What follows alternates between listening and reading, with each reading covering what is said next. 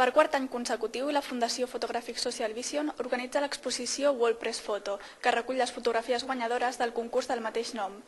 Aquesta mostra itinerant de fotoperiodisme es podrà visitar al Centre de Cultura Contemporània de Barcelona fins al 14 de desembre.